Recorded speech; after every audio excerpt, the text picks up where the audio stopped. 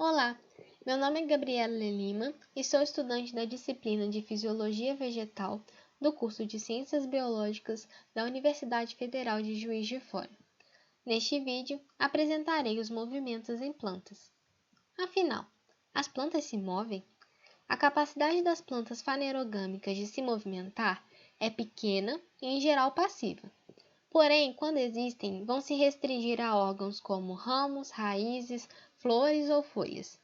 As respostas, ou seja, esses movimentos, podem ser orientados em relação ao estímulo, chamados de tropismos, ou não direcionados em relação ao estímulo, chamados de nastismos.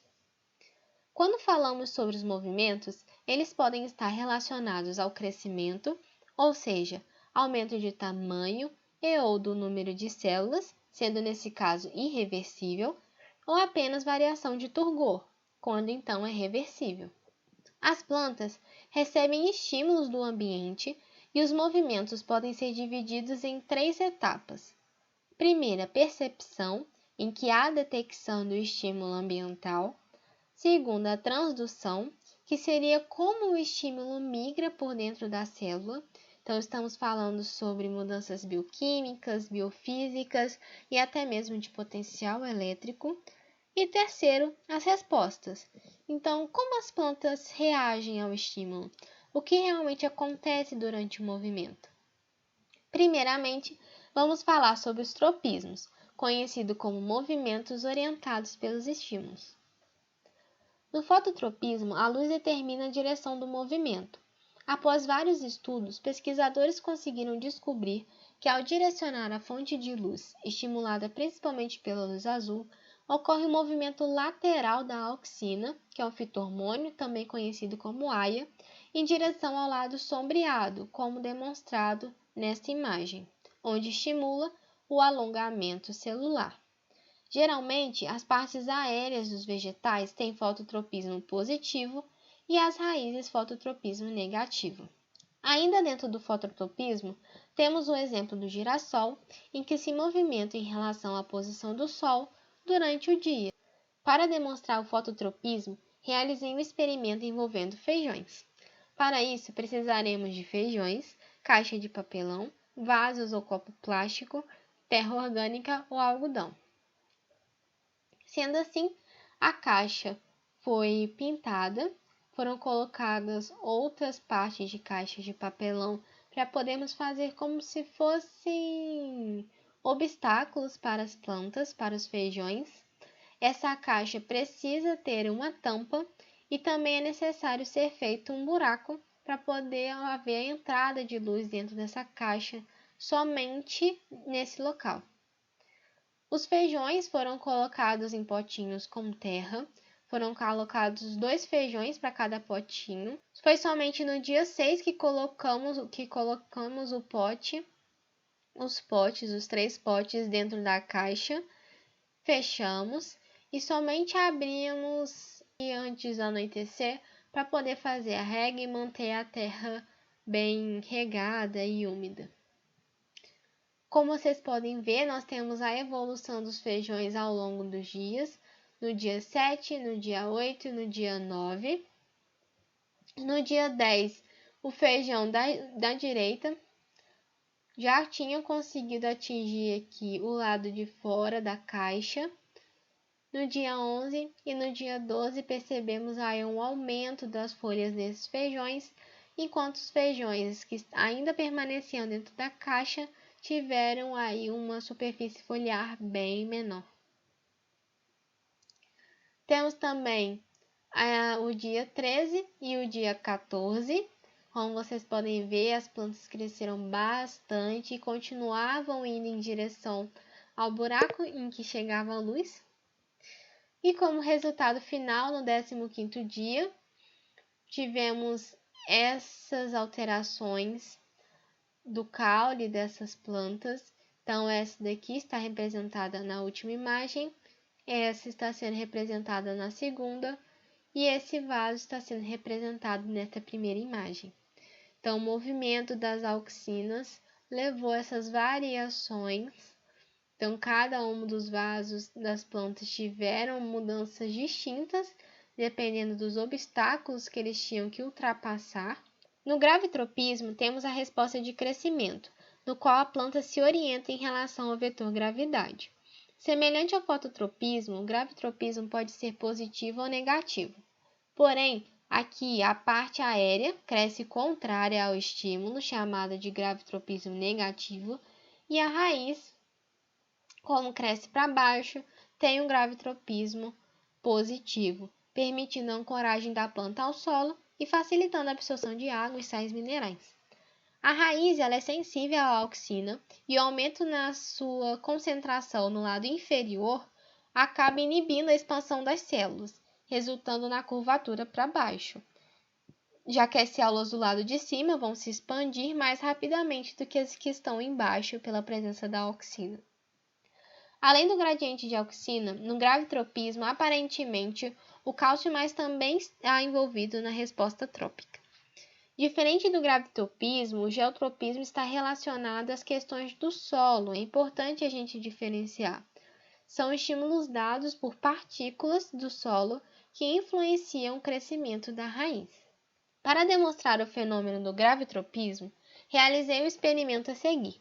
Os materiais necessários são feijões, vasos, terra orgânica, plástico filme e fita crepe. No primeiro dia, assim como no experimento anterior, foram colocados feijões em potes maiores. Foram colocados no mínimo 4 feijões em cada pote para garantir que ao final teríamos ao menos um exemplo de cada uma das situações. Então, no dia 6, devido ao crescimento dessas plantas, já foi possível colocar algumas de cabeça para baixo, sendo aí retendo a terra por meio do plástico filme segurado pela fita crepe, e os outros foram colocados aí de forma normal, em um pote maior e um pote pequeno, para garantir que teríamos aí ao menos um exemplo. Durante a execução, nos dias 7, 8 e 9, a gente já consegue verificar aí uma alteração, a curvatura do caule dessas plantas para cima, devido à gravidade. Então, fomos mostrando aí todas as variações. As folhas, desses modelos foram bem maiores do que os que estavam dentro da caixa, já que eles recebiam muito mais luz, uma luminosidade muito maior do que estavam dentro da caixa. No dia 10 já foi possível verificar as raízes dessas plantas. Ao invés de irem para o fundo do vaso, elas estavam descendo, indo onde estava o plástico filme, ou seja, indo aqui para essa região, descendo. Nos dias 13 e no dia 14, que foram os últimos dias, a gente colocou a foto das raízes das plantas que estavam para baixo, como vocês podem ver, uma super curvatura, e comparando com as raízes que estavam no pote, nas plantas com pote posicionados de forma normal. Elas estavam voltadas para baixo, indo em direção ao fundo do pote. Como resultado, nós tiramos as plantas da terra e demonstramos. Aqui era um exemplo da planta que estava com o pote de cabeça para baixo, como demonstrado por essa imagem, em que houve uma super curvatura aqui para cima em relação ao caule, e a raiz houve a curvatura e começou a descer. As plantas que estavam em posição normal, caule para cima e a raiz crescendo para baixo, como já é de costume. Como outros exemplos de tropismo, nós temos o tigmotropismo, que são respostas de crescimento orientadas pelo contato. O mecanismo proposto é de que no lado tocado cessa o crescimento, o qual continua do lado oposto, fazendo com que a gavinha do chuchu, por exemplo, e outras plantas se enrolem em torno do suporte tocado. Nessa segunda imagem, a gente consegue ver o tubo polínico, que é um exemplo típico, que devido a diferentes fatores químicos, ele é desenvolvido em direção ao óvulo nas flores, que vai ser essencial para a fertilização das plantas. Por fim, nós temos o hidrotropismo, que é uma resposta a gradientes de água, observável em raízes, particularmente de plantas lenhosas arbóreas, os quais investem mais fitomassa no crescimento de raízes localizadas em regiões do solo, onde é mais fácil a absorção de água, para o funcionamento da planta e também para responder bem a perdas hídricas, como vocês podem verificar aqui.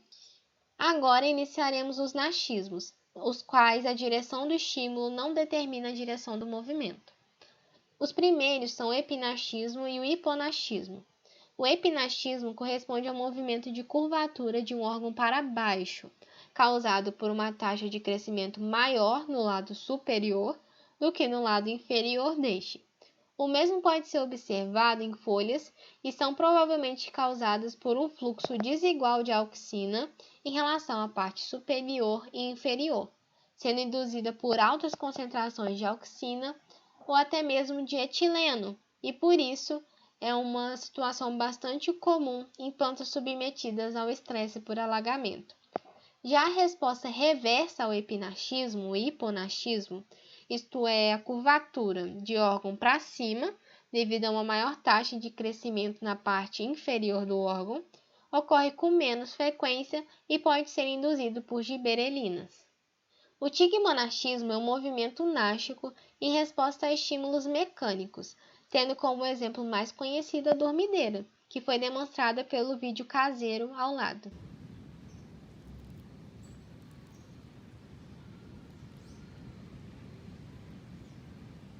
Como vocês podem ver, foi necessário somente um toque para todos os folíolos se fecharem. Então, mediante esse toque, ou uma agitação, estímulos elétricos ou extremos de temperatura, as folhas e os folíolos rapidamente se fecham. Uma peculiaridade importante nesse caso é a rapidez de resposta e a capacidade de transmissão do estímulo através da planta. Mesmo quando apenas um folíolo é estimulado, ocorre o fechamento de folíolos não estimulados diretamente, que foi o que aconteceu. Outra peculiaridade é que o fechamento das folhas parece ser uma resposta de tudo ou nada, ou seja, não há uma relação óbvia entre a intensidade do estímulo e a eficácia da resposta. O significado adaptativo desse tipo de resposta não é muito conhecido, mas sugere-se que os movimentos das folhas expandem insetos herbívoros. Outra proposição é que o fechamento das folhas em resposta a ventos de regiões áridas, onde muitas dessas plantas habitam, evita a perda excessiva de água. O termonachismo é um movimento repetitivo acionado por diferenças de temperatura. Esse nastismo tem caráter permanente e resulta da alternância de crescimento diferencial nas duas superfícies dos órgãos envolvidos, sendo o mesmo observado na abertura e fechamento de flores de certas espécies, como a tulipa que está sendo representada. A redução da temperatura vai acelerar o crescimento da face inferior da tépala e o crescimento da face superior não se altera, ocasionando o fechamento da flor na imagem direita. Com o aumento da temperatura, a situação se inverte, causando a abertura floral, que está sendo representada na imagem esquerda. Esses movimentos podem ser causados não só por fatores externos, mas também por influência do relógio circadiano endógeno, possivelmente desempenhando papel adaptativo na preservação de estruturas florais e também na eficácia da polinização. Por fim, o nictinachismo refere-se a folhas que assumem uma posição noturna, diferente daquelas representadas durante o dia em resposta à luz. Em geral, durante o dia, as folhas ou folíolos estão em posição horizontal ou aberta, demonstradas pela imagem esquerda da azedinha, e à noite assumem uma posição próxima da vertical ou fechada, representada pela imagem da direita. O significado dos movimentos pode estar relacionado a minimizar as percepções de eventuais estímulos luminosos noturnos, como por exemplo a lua, os quais podem perturbar a mensuração fotoperiódica do tempo necessário para as plantas florirem. Há também a sugestão de que, enquanto a posição foliar diurna maximiza exposição à luz, a posição noturna minimizaria essa perda de calor. Esses foram os exemplos citados dos movimentos nas plantas. Espero que tenham gostado. Essas são as referências utilizadas e muito obrigada!